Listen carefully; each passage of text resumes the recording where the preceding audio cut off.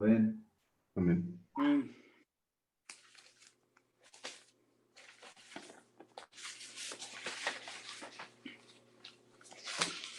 Hola, buenos días. Bueno, hola Chava, buenos días. Buenos días. Ahí está Blanca también, bienvenida, buenos días. Hola, ¿qué tal? Buenos días. Buenos días. Mire, vamos a leer este versículo que está en Gálatas 5.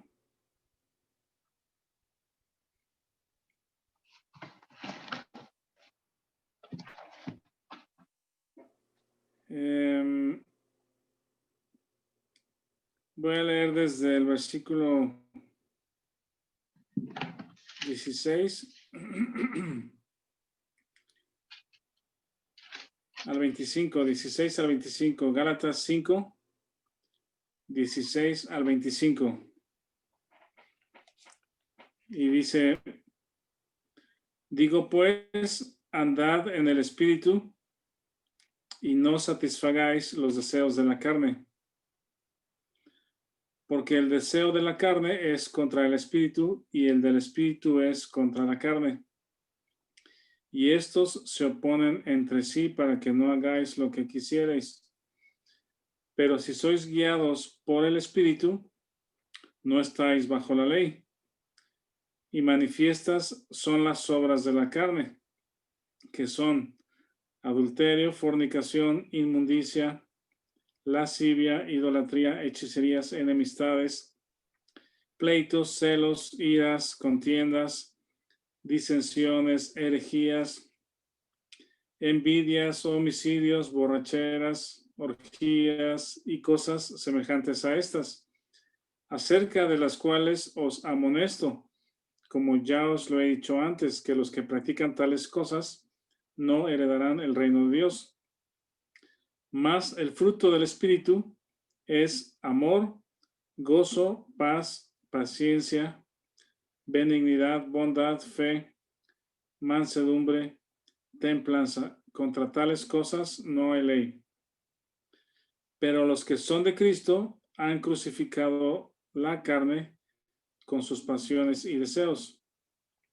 Si vivimos por el Espíritu, andemos también por el Espíritu. No nos vanagloriemos irritándonos unos a otros, envidiándonos unos a otros. Esto lo escribe Pablo, ¿verdad?, a la iglesia de Éfeso y hace un contraste muy claro entre lo que es la evidencia de andar dominado por la carne, que es algo que Pablo explica ahí en Romanos y en otros textos. Es algo que ya vimos en Romanos 6, 7 y 8. Es la carne contra el espíritu o en contraste con el espíritu, la evidencia de la vida del Espíritu Santo en el creyente. ¿No se escucha? ¿No se escucha? Sí, yo sí escucho. Sí, hermano, yo sí lo escucho. ¿Sí? Ok, gracias. Vic hace una seña ahí, pero... Entonces, lo que estamos viendo acá en el libro de Hechos, digamos que es el modelo, o es un modelo, es el modelo de lo que se ve que hace el Espíritu de Dios en las personas, ¿verdad? Si alguien preguntara, tienes que ser lleno del Espíritu, dijera, tienes que ser lleno del Espíritu, y tú preguntaras, ¿está bien? ¿Cómo es eso? ¿Cómo se ve? Pues con este texto de Pablo vemos la evidencia de la vida del Espíritu en las personas en amor, gozo, paz, paciencia, benignidad, bondad, fe, mansedumbre, templanza. Y abriendo el libro de Hechos, vemos esa manifestación también del Espíritu en la iglesia inicial, o cuando inicia la iglesia con los apóstoles, discípulos y los creyentes.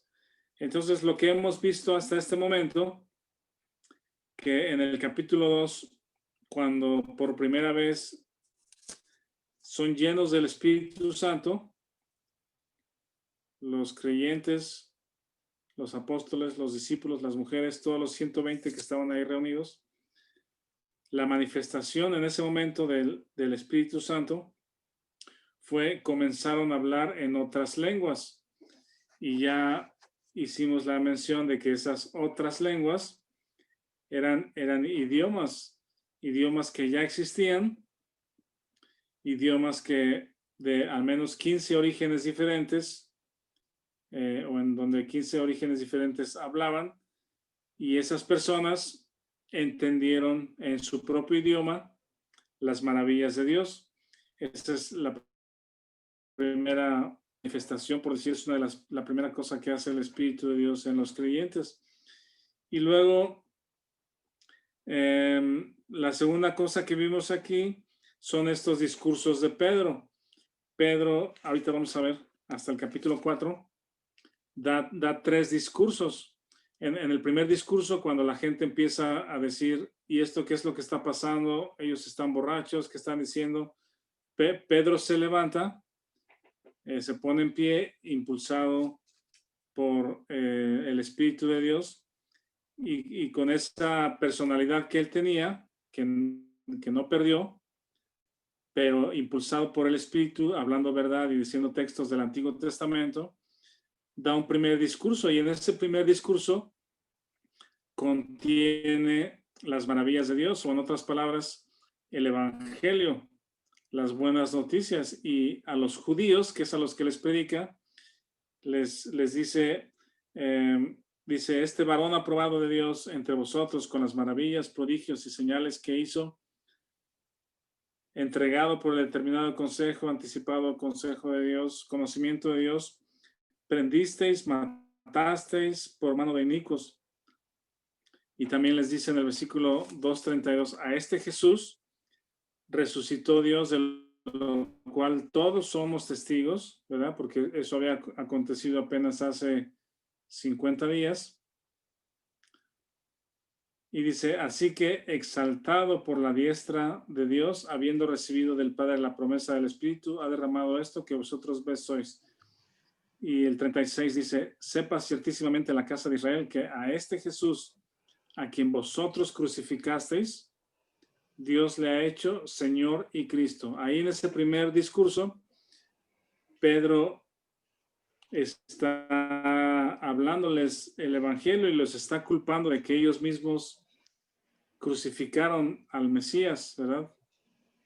No entendieron que era el Mesías, lo crucificaron. Y la respuesta en el versículo 37, en este primer discurso de los que escuchaban, dice, se compungieron de corazón y dijeron, ¿qué haremos? Y en respuesta Pedro les dice, arrepentíos, bautícense cada uno en el nombre de Jesucristo para perdón de pecados y recibiréis el don del Espíritu. Entonces, en esa ocasión, dice que se convirtieron o se añadieron 3,000 personas, ¿verdad? En ese primer discurso. En el capítulo 3 vimos otra de las cosas que hace el Espíritu de Dios, que es derribar barreras de orgullo o de egocentrismo o de separación, ¿verdad? O de enemistad. Y en el capítulo 3 vemos a Pedro y Juan juntos.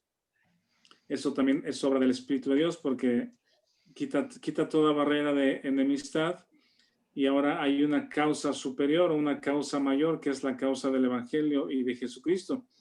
Entonces vemos ahora a Pedro y Juan, Pedro y Juan, Pedro y Juan. Lo vemos mencionado en el capítulo 3 y 4.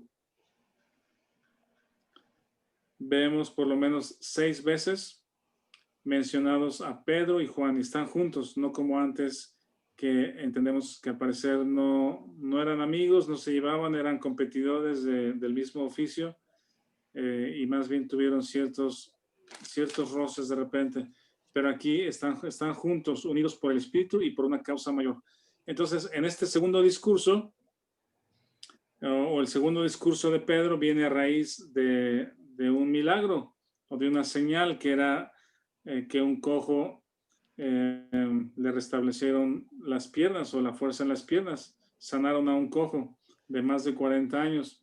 Entonces también decíamos que las señales en este momento o en esta ocasión, en estas ocasiones, sirven para la incredulidad, ¿verdad? Como una manifestación del poder de Dios para traerlos a la fe, ¿sí? Los milagros o las señales son para llamar la atención, pero los milagros no son el fin, sino es llamar la atención de algo superior, de algo divino o algo extraordinario, pero para la predicación del evangelio.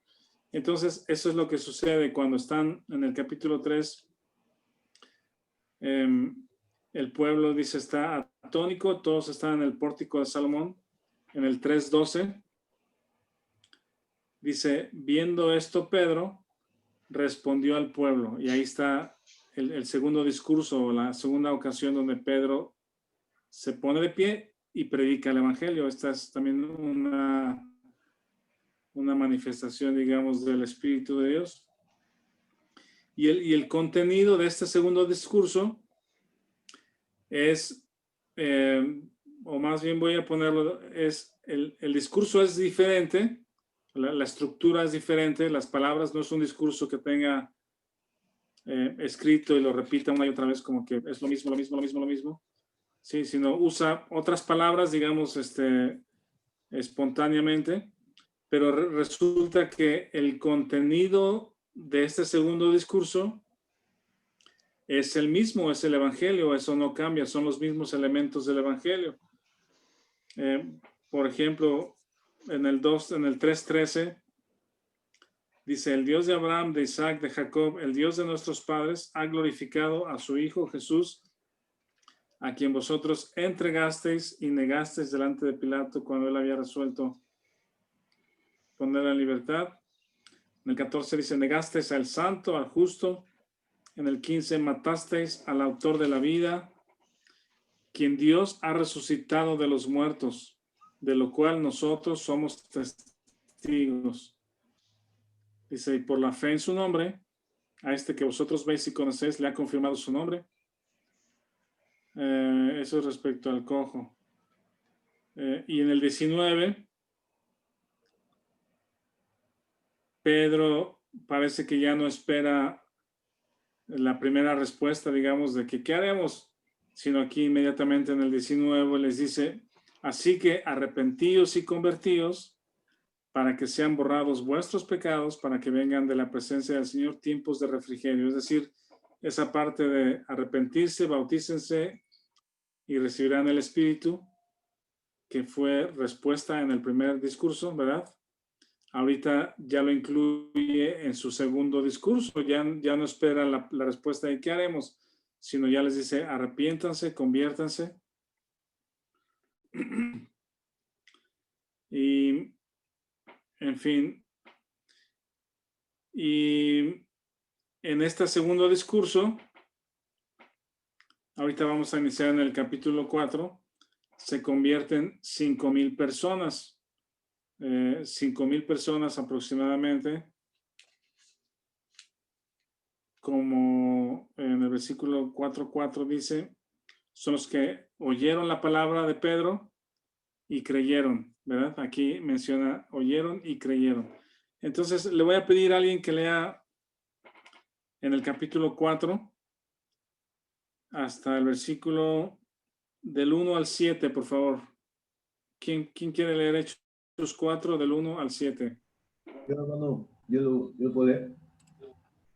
Adelante, Octaviano. ¿Sí me escuchan bien? Disculpe. Sí, se escucha bien. Gracias. Del 1 al 7.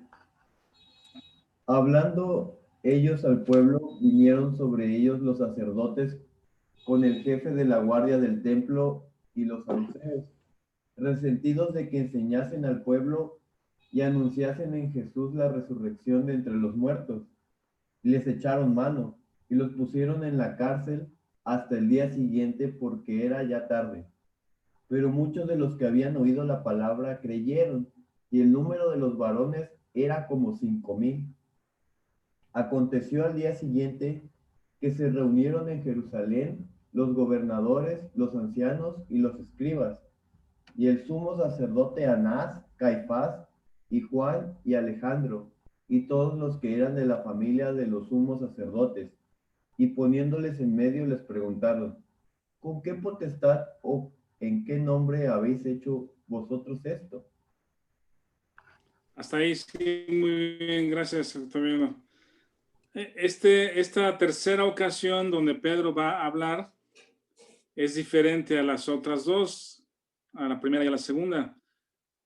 En la primera, en el primer discurso de Pedro están, pues, la ocasión es la fiesta de Pentecostés, está mucha gente reunida en Jerusalén y cuando hablan lenguas o los otros idiomas llaman la atención y Pedro habla.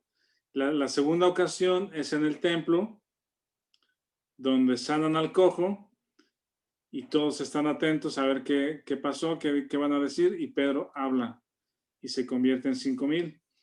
Y en esta tercera ocasión, el escenario o el auditorio es diferente porque ahora, como están llamando demasiado la atención, el pueblo está, dice aquí, atónito, están sorprendidos, están, ¿cómo se dice?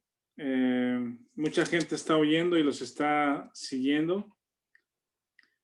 Resulta que se reúnen, ahí dice, los gobernantes, bueno, primero los prenden y los ponen en la cárcel, porque ya era tarde, ¿verdad? Dice, los ponen en la cárcel a todos los que están predicando ahí.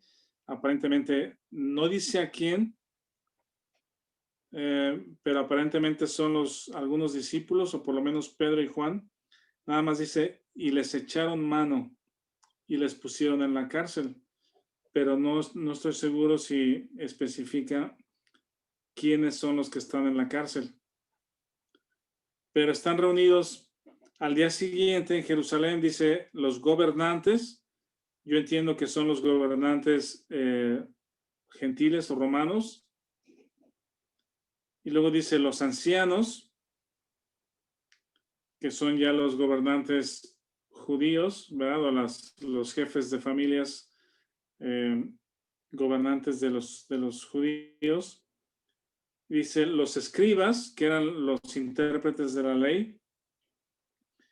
Y luego estaba el conjunto de los sumos sacerdotes. Dice el sumo sacerdote Anás, que era así como que el máximo puesto o el máximo representante de Dios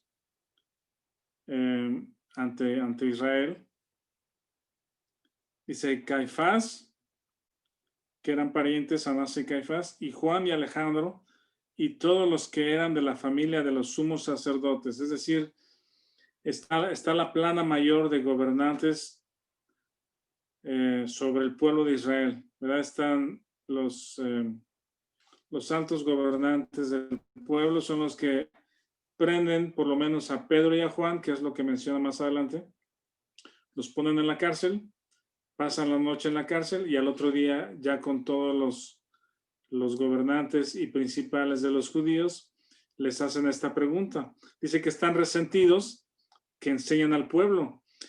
No sé si les parece familiar el nombre de Anás y Caifás. ¿Se les parecen familiares? Sí. ¿No? Sí, hermano. ¿Quiénes son?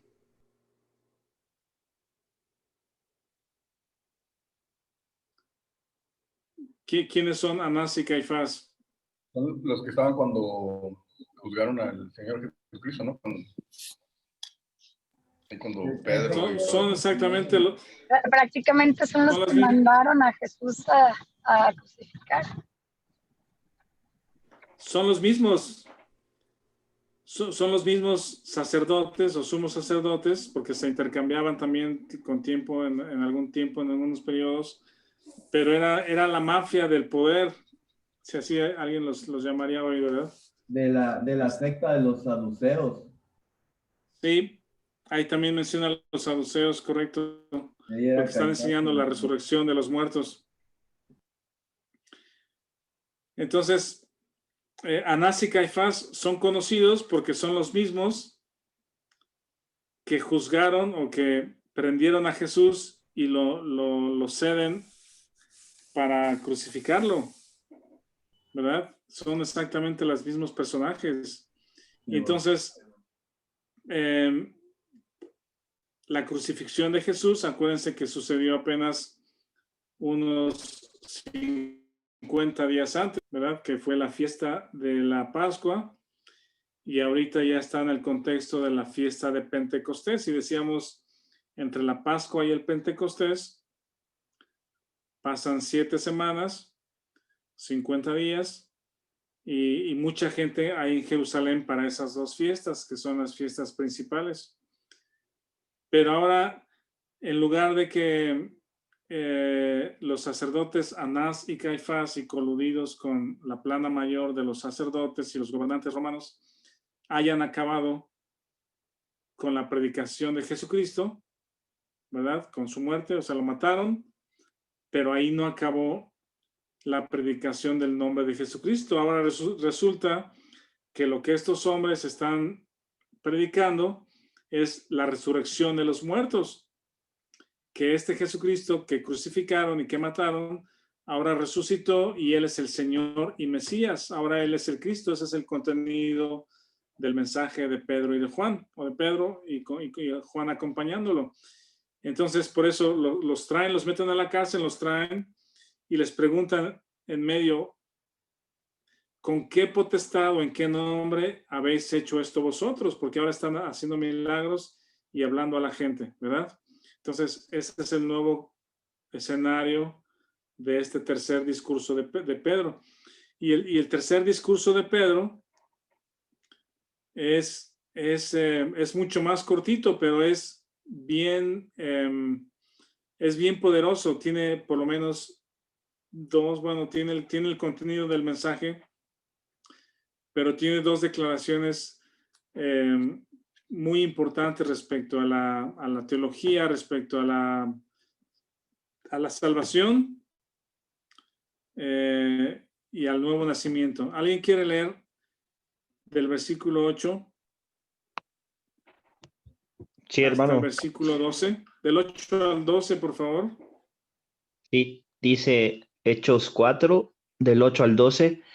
Entonces Pedro, lleno del Espíritu Santo, les dijo: gobernantes del pueblo y ancianos de Israel, puesto que hoy se nos interroga acerca del beneficio hecho a un hombre enfermo, de qué manera éste haya sido sanado, sea notorio a todos vosotros y a todo el pueblo de Israel, que en el nombre de Jesucristo de Nazaret, a quien vosotros crucificasteis y a quien Dios resucitó de los muertos, por él este hombre está en vuestra presencia sano. Este Jesús es la piedra reprobada por vosotros los edificadores, la cual ha venido a ser cabeza del ángulo. Y en ningún otro hay salvación, porque no hay otro nombre bajo el cielo dado a los hombres en quien podamos ser salvos. Ajá, gracias. Este tercer discurso, tercer predicación o exposición de Pedro es muy cortita. Es dirigida a los gobernantes del pueblo y a los ancianos de Israel. Es la plana mayor de gobernantes en ese momento sobre el pueblo de Israel. Y el contraste que veo también dice es que Pedro está lleno del Espíritu Santo. Les habla con todo respeto y propiedad, ¿verdad? No está Pedro ofendiéndolos en un sentido o rebelándose contra la posición, digamos, o la autoridad de esta gente, pero les habla con poder, les habla la verdad con poder, les habla la verdad con poder, y veo un contraste muy grande entre el denuedo de Pedro aquí, ¿verdad? En contraste con el Pedro que huye, ¿verdad? O que niega a Jesús 3 veces cuando le dicen, y tú andabas con él, y tú eres uno de sus discípulos, y Pedro hablando maldiciones y diciendo, no, yo no fui, yo no soy. Allá es un Pedro atemorizado, dudoso, pues sí, ¿cómo se dice? Evitando el que se ha relacionado con el Señor Jesucristo. Hay un texto ahí interesante donde entendemos que en el lugar donde está Pedro, donde la gente se está calentando y las mujeres o la mujer le dice, tú andabas con ellos, y Pedro lo niega 3 veces. Hay un texto ahí en los evangelios donde menciona que cruzó mirada con Jesucristo. ¿Sí? Aunque lo estaba negando allí, Jesucristo no estaba muy lejos de donde lo estaban, ¿cómo se llama? Interrogando. Entonces hay una mención de que cruzan la mirada, y después de ese cruce canta el gallo, y Pedro dice, se va y llora amargamente por lo que había hecho, porque Jesús ya le había dicho. Entonces, ese Pedro es un Pedro atemorizado, cuidándose más bien su integridad, el temor de la crucifixión de Jesús, un escenario muy complicado, pues. Pero aquí es igual de complicado porque está delante de las personas que crucificaron a Jesús, pero vemos a un Pedro lleno del Espíritu Santo, ¿sí? Sin temor y más bien con el impulso de la verdad. Y les dice, hoy se nos interroga acerca del beneficio hecho a un hombre enfermo, que de qué manera haya sido sanado. ¿Verdad? El motivo es que sanaron al cojo de 40 años o de más de 40 años. Y respondiendo a su pregunta, les dice, en el nombre de Jesucristo de Nazaret, y les acusa, les dice, a quien vosotros crucificasteis y a quien Dios resucitó de los muertos. La resurrección de los muertos, ¿verdad? Es otro elemento que menciona en los 3 discursos. En el primer discurso a los 3,000, en el segundo discurso con 5,000 y en el tercer discurso a esta planilla de gobernantes, les dice, este Jesucristo que todos conocemos, que ustedes crucificaron, Dios le resucitó de los muertos. El punto es la resurrección. Y la resurrección no puede ser negada porque hay cientos de testigos. No es un evento que se ha inventado.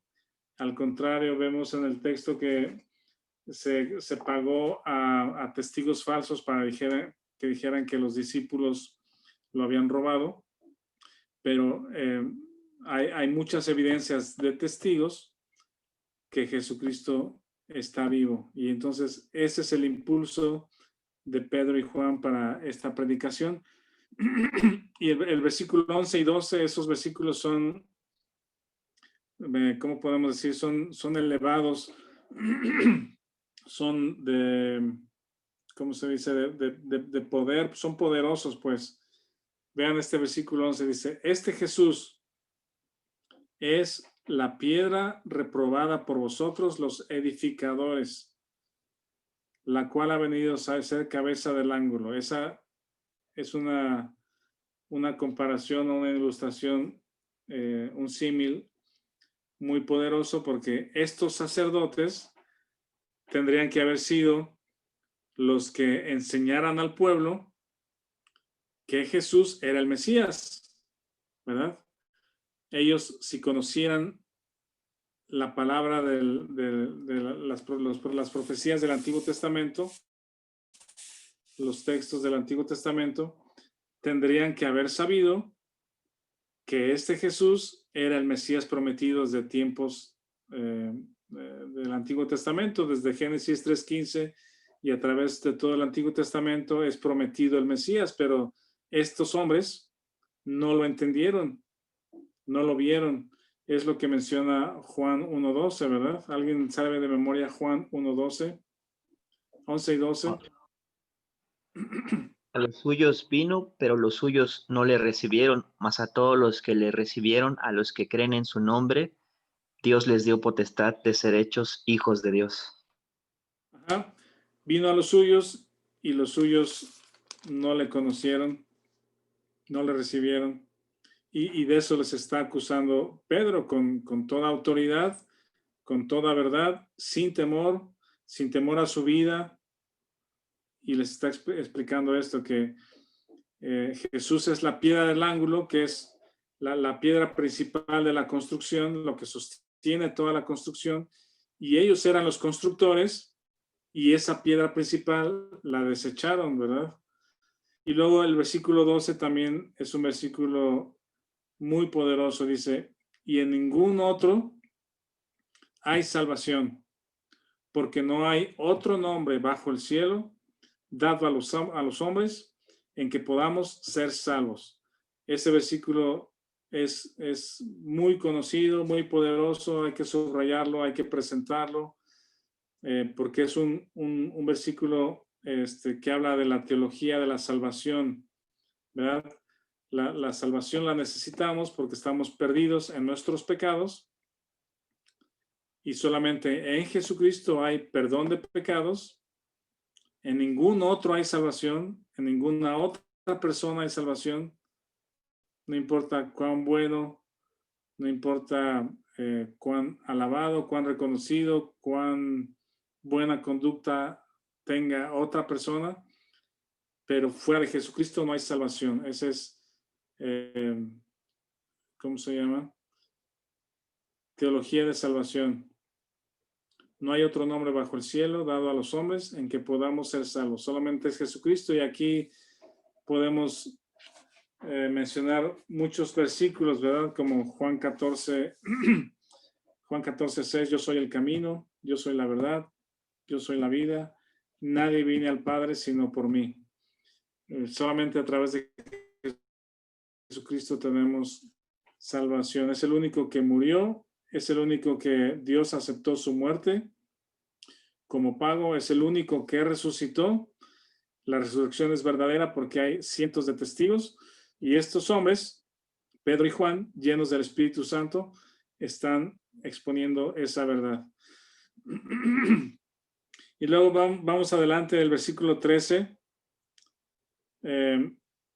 Otra vez, por quinta ocasión, menciona a Pedro y Juan. Dice, entonces, viendo el denuedo de Pedro y Juan, de Pedro y de Juan, sabiendo que eran hombres sin letras y del vulgo, se maravillaban y les reconocían que habían estado con Jesús. Y viendo al hombre que había sido sanado, que estaba en pie con ellos, no podían decir nada en contra. Ahora no podían negar ese milagro porque todo el mundo conocía al cojo que estaba pidiendo limosna ahí en la entrada, y ahora lo veían parado y no tienen nada que decir en contra de eso. Entonces les ordenaron que saliesen del concilio, conferenciaban entre sí, diciendo, ¿qué haremos con estos hombres? Porque de cierto, señal manifiesta ha sido hecha por ellos, notoria a todos los que moran en Jerusalén, y no lo podemos negar. Aquí, ¿qué piensan respecto a la respuesta de los gobernantes? ¿Por qué no, ante esa verdad del milagro o de la señal, ante la verdad de la predicación de Pedro, por qué no hizo ese efecto en el corazón de los gobernantes y dijeron, nos compungimos de corazón, hermanos, ¿qué haremos? ¿Verdad? ¿Por qué los sacerdotes no responden así? ¿Algún comentario tienen alguno? Bueno, ¿me escuchas? Sí. Bueno, definitivamente, pues, los apóstoles les hablan con toda verdad, ¿no? A estos hombres, pues, pero yo pienso que, pues, como había mencionado antes usted, ¿no? Juan 1:12, que a lo suyo vino, pues, pero ellos no le recibieron. Entonces, se podría decir que es como un corazón endurecido. Sí, porque es la misma predicación del primer discurso, del segundo discurso, es el mismo contenido del tercer discurso, incluso más poderoso. Es muy cortito, pero muy poderoso, de que en ningún otro hay salvación. Y resulta que el efecto del Evangelio, que de acuerdo con Pablo en Romanos 1, que el Evangelio es poder de Dios para salvación a todo aquel que cree, porque en el primer discurso hace un efecto poderoso en 3,000, en el segundo discurso hace un efecto poderoso en 5,000, y en el tercer discurso se topa con una piedra en el corazón de estas personas, pues, o líderes, sacerdotes y líderes gobernantes, y lo rechazan, pues rechazan la verdad del Evangelio. Alguien decía en alguna ocasión, solo como una ilustración, pues, que el calor del sol puede hacer dos efectos. Uno, si tiene un efecto, digamos, ante la mantequilla que la derrite, ¿verdad?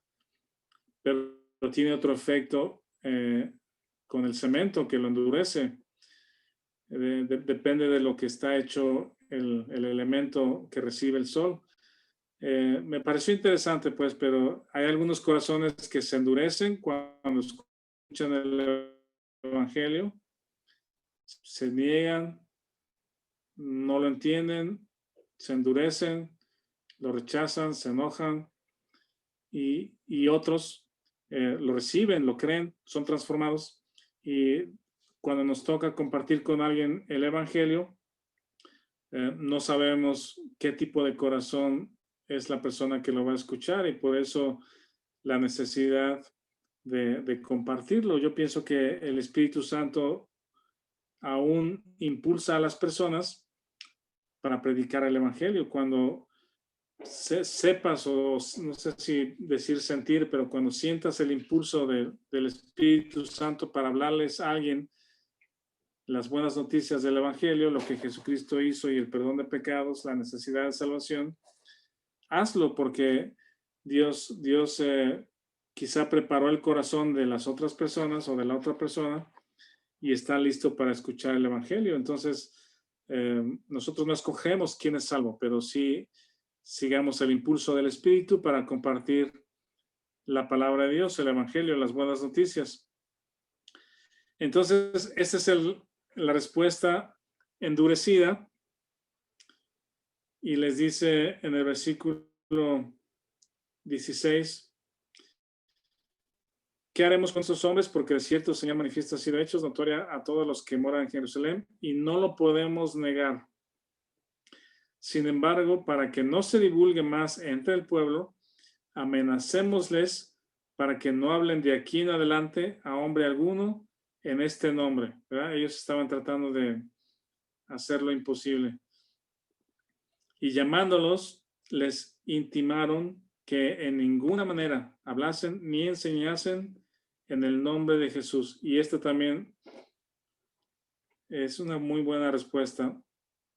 Versículo 19 dice: mas Pedro y Juan, esta es la sexta vez en el versículo 3 y 4 que menciona a Pedro y Juan, solo como nota. Es Pedro y Juan están juntos. Y dice: respondieron diciendo: juzgad si es justo delante de Dios obedecer a vosotros antes que a Dios, porque no podemos dejar de decir lo que hemos visto y oído. Ese también es un versículo muy conocido y poderoso, una respuesta inteligente o sabia, ¿verdad? De un testigo. Ellos se saben testigos. La causa mayor es la predicación de la resurrección de Jesucristo, y no puede negar. Digamos que ya están en el punto, Pedro y Juan, por lo menos, de si les cuesta la vida, que les cueste la vida, porque eso no lo van a dejar de decir. En el versículo 19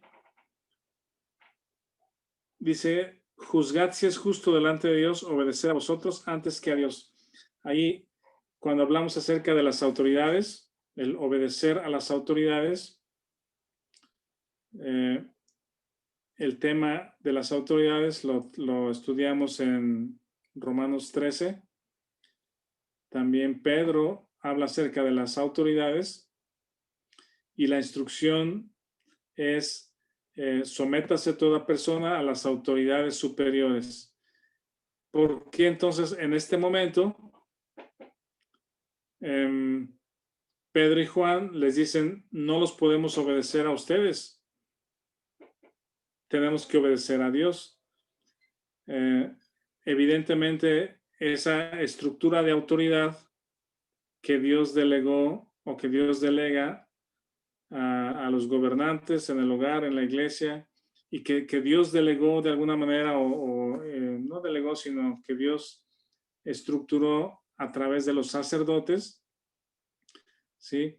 Esa estructura de autoridad no está funcionando porque los sacerdotes son los que se han salido de la línea de autoridad de Dios, ¿verdad? Por eso ahora son diferentes. Ahora ya no es lo mismo obedecer a los sacerdotes para obedecer a Dios, porque ya no están alineados.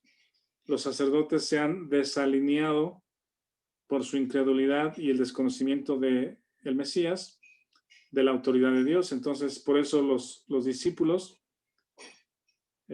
dicen, no podemos obedecerlos a ustedes, porque tenemos que obedecer primero a Dios. Esa es la línea de autoridades, obedecer a Dios, porque los sacerdotes ya han desamparado al pueblo en ese sentido. Ya no son el camino, ni la estructura, ni el mediador entre el pueblo y Dios, ¿verdad?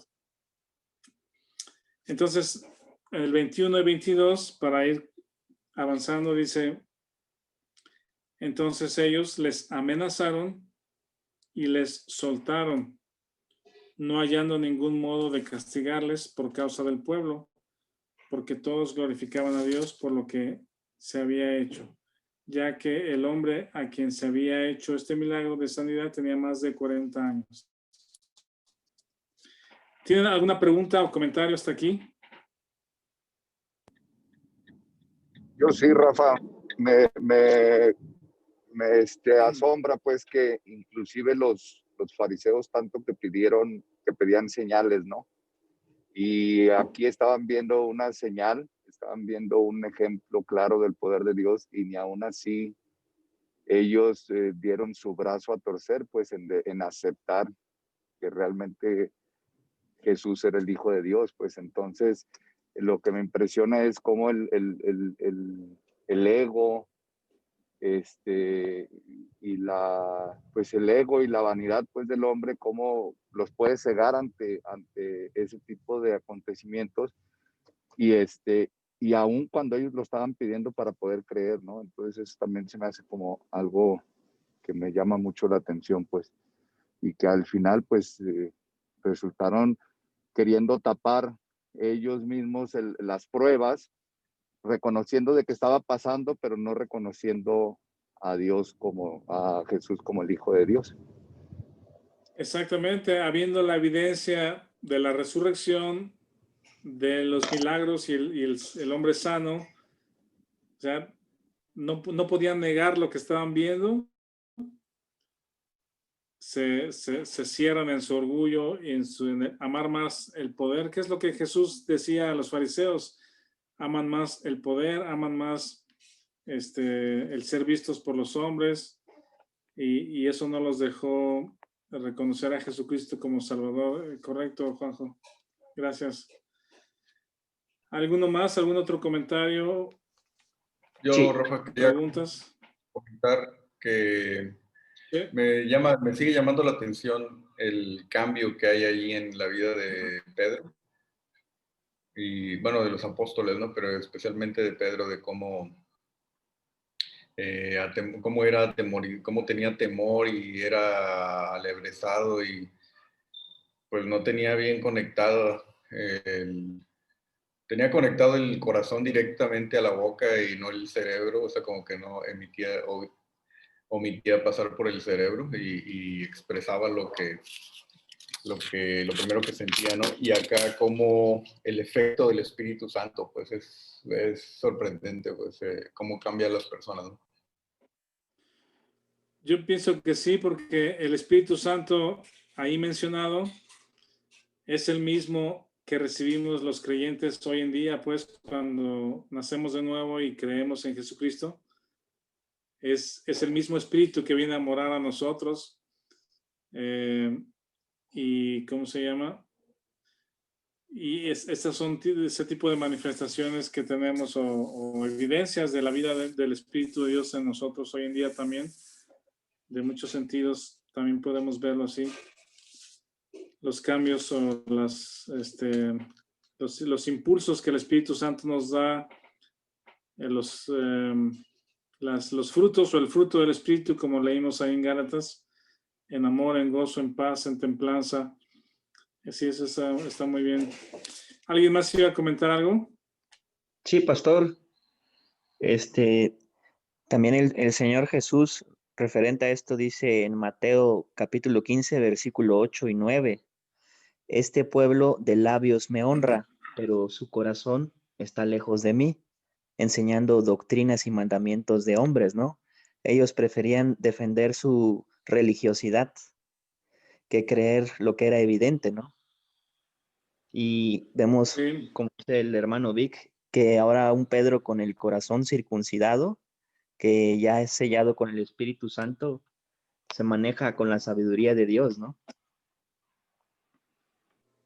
Sí, eso que vemos en Pedro es dado por Dios, exactamente. Miren, vamos a ir terminando el capítulo 4 en los últimos minutos. Lo que sucede en los siguientes versículos es que Pedro y Juan, o los que habían sido encarcelados, porque no nos dice si alguien más que Pedro y Juan fueron encarcelados, pero solo a ellos los menciona, pues. Dice, fueron puestos en libertad, regresaron con el resto de los creyentes y les platicaron lo que sucedió y los creyentes alaban a Dios, se alegran. En el versículo 31 dice, cuando vieron orado, el lugar en que estaban congregados tembló y todos fueron llenos del Espíritu Santo y hablaban con denuedo la palabra de Dios. Ahí tenemos también otra mención de lo que sucede cuando los creyentes que estaban ahí fueron llenos del Espíritu. Dice, hablaban con denuedo la palabra de Dios. Y el resto de los versículos, del 32 al 37, describe la vida en esa comunidad. Ya habíamos visto anteriormente que perseveraban en la doctrina, tenían temor, tenían gracia con el pueblo. Dios añadía a los que habían de ser salvos, vendían sus heredades, compartían con los necesitados. Y aquí repite o vuelve a decir o a describir la vida en comunidad de los creyentes. Alguien que lea del 32 al 37, por favor, y aquí vamos a terminar. Del 32 al 37. ¿Quién lo quiere leer, por favor? Aquí lo tengo, hermano. Adelante.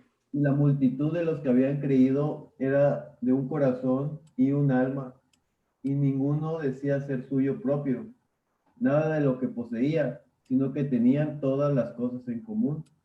Y con gran poder los apóstoles daban testimonio de la resurrección del Señor Jesús, y abundante gracia era sobre todos ellos. Así que no había entre ellos ningún necesitado, porque todos los que poseían heredades o casas las vendían y traían el precio de lo vendido y lo ponían a los pies de los apóstoles, y se repartía a cada uno según su necesidad. Entonces José, a quien los apóstoles pusieron por sobrenombre Bernabé, que traducido es hijo de consolación, levita natural de Chipre, como tenía una heredad, la vendió y trajo el precio y lo puso a los pies de los apóstoles. Gracias. Miren, aquí varias cosas a destacar es de que esa llenura del Espíritu, o la llenura del Espíritu, la evidencia, la vemos en el versículo 32, que dice, los que habían creído eran de un corazón y un alma. Esa es una unidad o es algo que produce el Espíritu de Dios en los creyentes, ¿verdad? Produce unidad. Tienen el mismo unanimidad, tienen el mismo corazón, alma, hay aceptación, no hay egoísmo. Y describe esa parte, pues, que daban testimonio de la resurrección y abundante gracia era sobre ellos. Esa palabra o abundante gracia la vamos a ir viendo también un poco más adelante, porque gracia es lo que recibimos de parte de Dios sin merecimiento, es algo dado por Dios, es la provisión de Dios para nuestra vida cristiana. Lo que sí pienso es de que